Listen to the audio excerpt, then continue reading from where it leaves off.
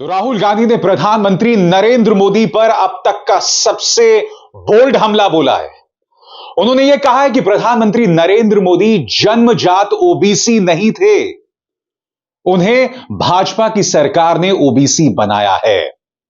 अब जो बात राहुल गांधी ने कही है वो फैक्चुअली गलत नहीं है, मगर मैं दावे के साथ कह सकता हूं दोस्तों कि आज शाम तमाम न्यूज चैनल्स में एक बार फिर भारतीय जनता पार्टी इस बात का रोना रोने वाली है कि देखिए प्रधानमंत्री नरेंद्र मोदी पर एक और हमला। बीजेपी भूल जाइए, तमाम जो गोदी मीडिया पत्रकार हैं वो कांग्रेस पर हमला बोलने वाले हैं कि एक बार फिर प्रधानमंत्री को गाली दी गई है। और अगर राहुल गांधी इस बात को नहीं समझते तो उन्हें यह देखना पड़ेगा कि कल शाम को ही किस तरह के प्रोग्राम्स न्यूज चैनल में चलाए गए हैं। अभी तो चुनाव शुरू ही नहीं हुए, इन तमाम न्यूज चैनल्स ने प्रधानमंत्री नरेंद्र मोदी को जिता दिया है। सबसे पहले पापा की ये परी, मोदी 3.0 तय है। पापा की परी बोल रही है, क्यों नहीं बोलेगी। फिर ये देखिए, इस्लामाबाद में मोदी गारंटी चल रहा है। फिर देखिए, मोदी नीतीश से मिले इंडिया वाले किधर चले। फिर देखिए, चलेगी मोदी 3.0 की गारंटी, खत्म हुई युवराज की वारंटी। सीधा हमला राहुल गांधी पर। क्या एनडीए सचमुच 400 पार जा रही है? 2 सौगंध अधूरी, कितनी दूरी? कौवा पत्रकारिता, मोदी की हुंकार। तो आप देख सकते हैं दोस्तों, तमाम गुल्लू और कालू और तमाम पापा की प्यारी प्यारी परियां जो हैं वो अभी से मोदी 3.0 की बात कर रहे हैं। ऊपर से राहुल गांधी ने यह कह दिया है कि प्रधानमंत्री नरेंद्र मोदी जन्मजात ओबीसी नहीं है। सुनिए उन्होंने क्या कहा, फिर मैं उसकी चर्चा करता हूं। मोदी जी पार्लियामेंट में कहते हैं ओबीसी वर्ग को भागीदारी की क्या जरूरत, मैं ओबीसी हूं। सबसे पहले मैं आपको बताना चाहता हूं, नरेंद्र मोदी ओबीसी पैदा नहीं हुए थे। फिर से सुनो, आप लोगों का भयंकर बेवकूफ बनाया जा रहा है। नरेंद्र मोदी जी ओबीसी नहीं पैदा हुए थे। नरेंद्र मोदी जी टेलीकास्ट के गुजरात में व्यक्ति पैदा हुए थे। उनको, उनकी कम्युनिटी को बीजेपी ने 2000 में ओबीसी बनाया। आपके प्रधानमंत्री ओबीसी नहीं पैदा हुए, आपके प्रधानमंत्री जनरल कास्ट पैदा हुए। मुझे बर्थ सर्टिफिकेट की कोई जरूरत नहीं है, पता है मैं कैसे जानता हूं कि आपके प्रधानमंत्री ओबीसी पैदा नहीं हुए। वो किसी ओबीसी से गले नहीं मिलते, वो किसी किसान का ऐसे हाथ नहीं पकड़ते, वो किसी मजदूर का हाथ नहीं पकड़ते, वो सिर्फ अदानी जी का हाथ पकड़ते हैं। और ये पूरी जिंदगी में जाति जनगणना नहीं करेगा, क्योंकि ये आपके प्रधानमंत्री पूरे देश से झूठ बोल रहे हैं। ये ओबीसी नहीं पैदा हुए, ये जनरल कास्ट के आदमी है, ये ओबीसी जाति जनगणना कभी नहीं करने देगा।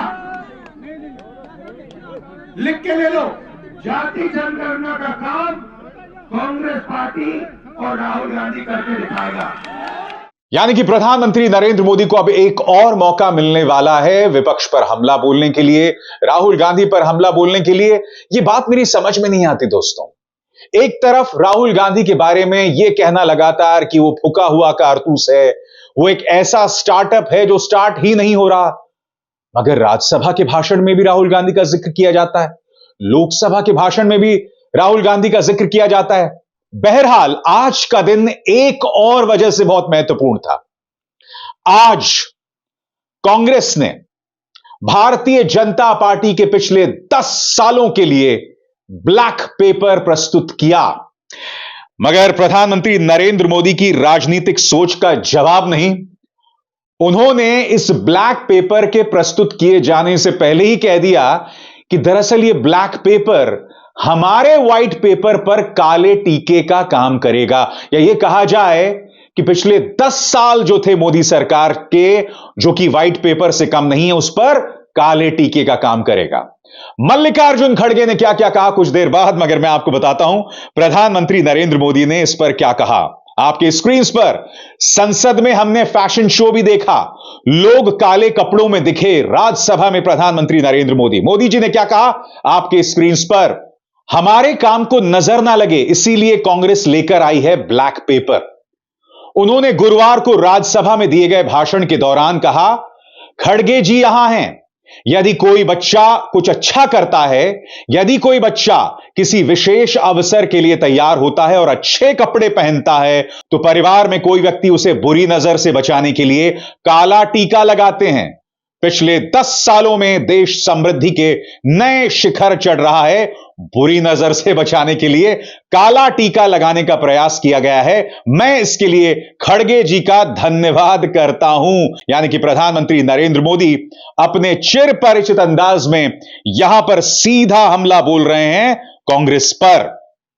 मगर मैं आपको बतलाऊंगा दोस्तों, आज ही के दिन कांग्रेस ने अपना ब्लैक पेपर पेश किया, यानी कि पिछले 10 सालों में जो काम नहीं हुआ उसको लेकर करारा हमला बोला है। आपकी स्क्रीन पर मल्लिकार्जुन खड़गे, उन्होंने ब्लैक पेपर पेश करने की वजह गिनाई। उन्होंने कहा, हम आज सरकार के खिलाफ ब्लैक पेपर पेश कर रहे हैं।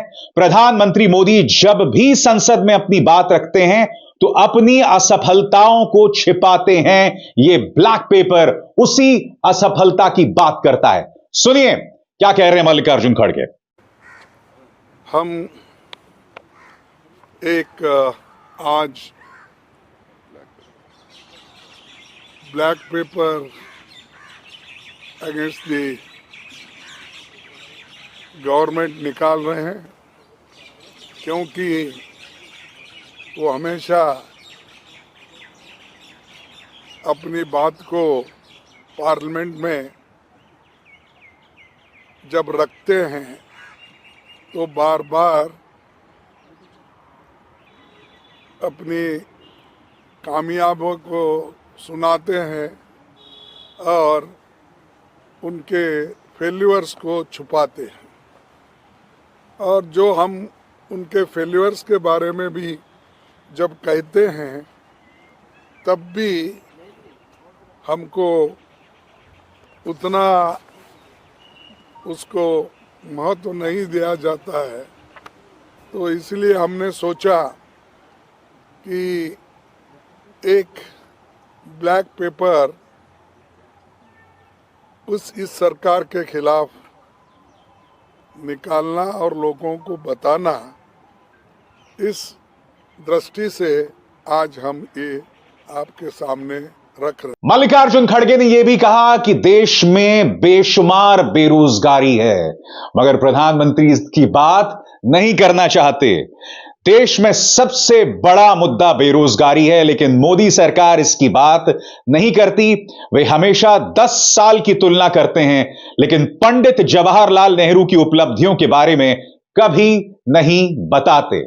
मल्लिकार्जुन खड़गे, बेरोजगारी जो सबसे बड़ा मुद्दा है देश में, और इसकी बात कभी बीजेपी की सरकार नहीं करती, और न करने से आज वो हमेशा 10 साल की तुलना करने का सोचते हैं।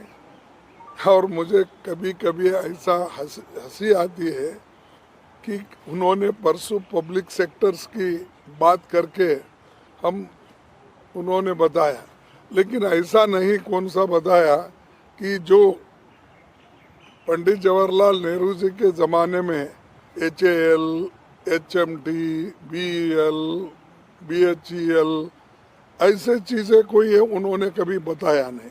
वो कौन से हैं उनके ज़माने में पब्लिक सेक्टर्स, कितने लोगों को एम्प्लॉयमेंट मिला, कितने लोगों को अच्छी नौकरी मिली, ये उन्होंने कभी नहीं बताया। और दूसरी बात ये तो रोजगारी की, एक देहात में भी रोजगारी कम हो रही, क्योंकि ये नरेगा का पैसा वो रिलीज नहीं कर रहे। यहां पर एक और अहम मुद्दे की बात की गई दोस्तों, जो तमाम न्यूज चैनल्स की चर्चा से पूरी तरह से बाहर हो चुका है, और वो है महंगाई। बकौल मल्लिकार्जुन खड़गे, देश में महंगाई बहुत ज्यादा बढ़ गई है, लेकिन प्रधानमंत्री मोदी उसे कम करने के बदले कांग्रेस से तुलना करते रहते हैं। क्या कह रहे हैं मल्लिकार्जुन खड़गे, आइए सुनते हैं। महंगाई तो इतनी बड़ी है, तो वो नेहरू के ज़माने की कंपेयर करते हैं, इंदिरा गांधी जी के कंपेयर प्राइसेस उस वक्त क्या थे वो अरे आज आप क्या कर रहे हैं वो महत्व का है। You are ruling today.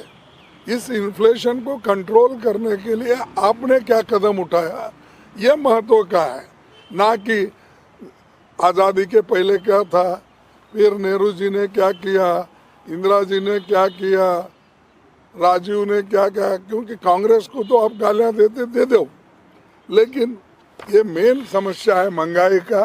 आपने इसको खाने पीने के सामान जो उसको कंट्रोल करना था वो नहीं किए।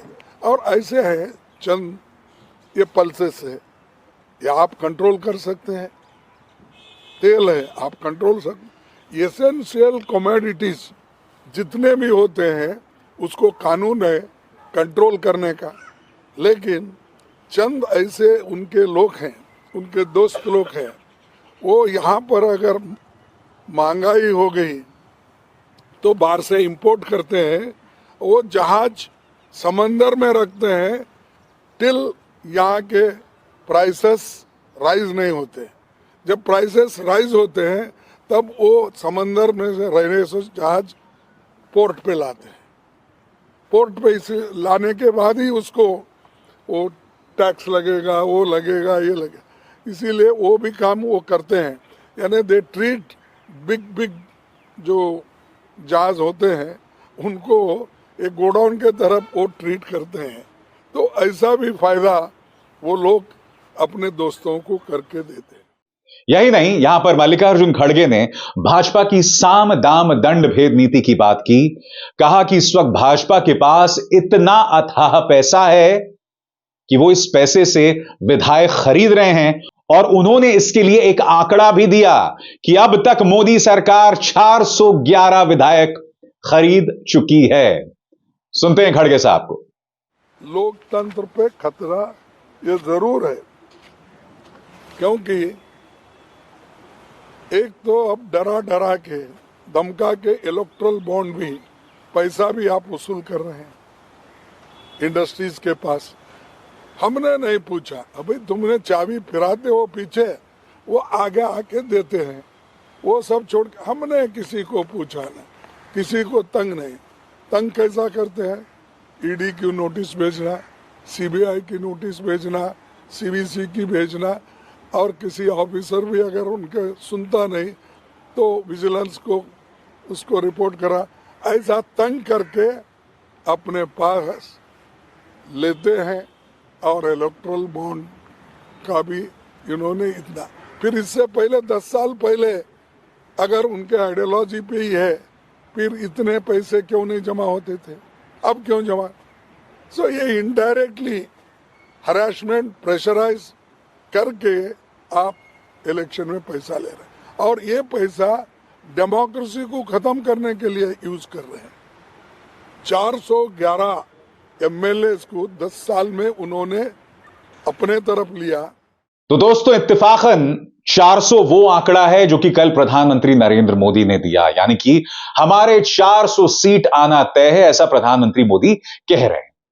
मैं ये तो नहीं जानता हूं दोस्तों कि 400 सीटें आएंगी या नहीं आएंगी, मगर एक बात तय है, इस वक्त भारतीय जनता पार्टी राहुल गांधी का बेशक मजाक करती हो, मगर उन्हें बहुत गंभीरता से ले रही है। यही वजह है कि प्रधानमंत्री के राज्यसभा में भाषण, लोकसभा में भाषण, और फिर 12 मंत्री जो हैं लाइन से खड़े होते हैं राहुल गांधी की आलोचना करने के लिए। यही वजह है कि कांग्रेस के ब्लैक पेपर के जवाब में कहीं ना कहीं मोदी सरकार ला रही है मनमोहन सिंह कार्यकाल के 10 साल का व्हाइट पेपर, यानी कि उस वक्त किस तरह का गड़बड़ झाला हुआ। मेरा मशवरा मोदी सरकार को, अब आपको बात पिछले 10 साल की करनी चाहिए। आप उससे पहले की 10 साल की बात बार बार करके बार बार विक्टिम कार्ड नहीं खेल सकते। आगे बढ़िए, मुद्दे पर रहिए और मुद्दे की बात कीजिए। अभिसार शर्मा को दीजिए इजाजत। नमस्कार। स्वतंत्र और आजाद पत्रकारिता का समर्थन कीजिए, सच में मेरा साथी बनिए। बहुत आसान है दोस्तों, इस ज्वाइन बटन को दबाइए और आपके सामने आएंगे ये 3 विकल्प, इनमें से एक चुनिए और सच के इस सफर में मेरा साथी बनिए।